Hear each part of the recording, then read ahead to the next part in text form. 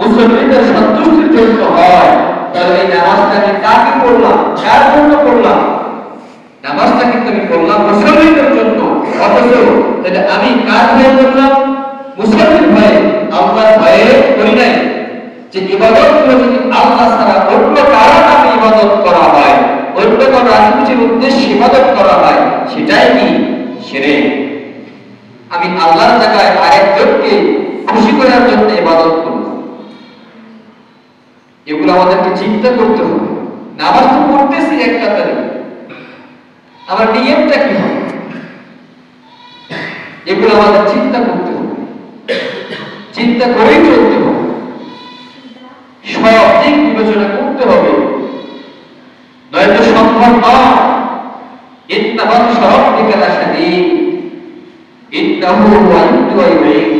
আল্লাহ যখন ধরবে, আল্লাহ ধরা শক্ত ধরা, আল্লাহ যখন পাকড়াও করবে, যে অবস্থায় তাকে পাকড়াও করবে, সেখান থেকে এক কদম সামনে অথবা এক কদম পিছনে অগ্রসর হওয়ার ক্ষমতা আমার আর নাই।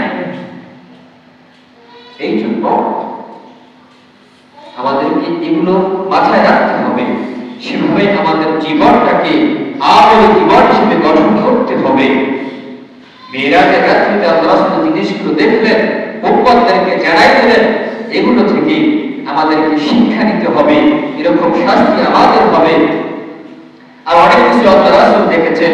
আল্লাহ রাসূল দেখেছেন একজন মহিলা স্তরের মধ্যে জাহান্নামের শিকড় দিয়ে বেঁধে লটকে রাখা হয়েছে।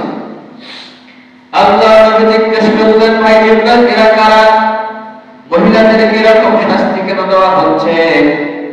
তখন উত্তর আসলো আল্লাহর নবী, এই মহিলারা তো তারাই যারা সাজসজ্জা করেছিল অন্য পুরুষকে খুশি করার জন্য, দেখানোর জন্য, নিজের স্বামীকে দেখানোর জন্য কখনো সাজে নাই। তারা সাজসজ্জা করতো অন্য পুরুষদেরকে দেখবে, এই উদ্দেশ্যে তারা সাজগোজ করত। সেই সমস্ত নারীদের এমন শাস্তি চিন্তা করে কিরকম শাস্তি হবে?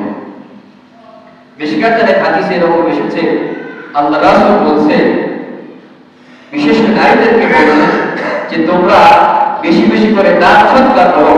যে কেন? মিরাজের রাত্রিতে আমি অধিকাংশ জাহান্নামীদেরকে দেখেছি যে অধিকাংশরাই হচ্ছে নারী।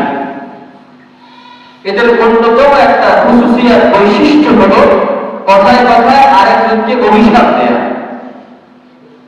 আপনারা আপনাদের বাড়িতে দেখবেন, কিছু হলেই এদের একটা বৈশিষ্ট্য স্বভাব হলো যে অভিশাপ দেয়া, ধ্বংস হয়ে যাবে, কিছু হলেই এই বিষয়টা তাদের মাঝে দেখা যায়।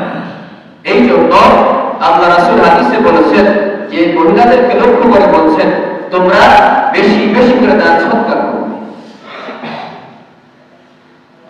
আল্লাহ পাক আমাদের সবাইকে এই ঘটনাগুলো থেকে শিক্ষা গ্রহণ করে আমলে জিন্দেগি গঠন করার তৌফিক ইনায়াত করুন। সকলে বলে আল্লাহুম্মা আমিন।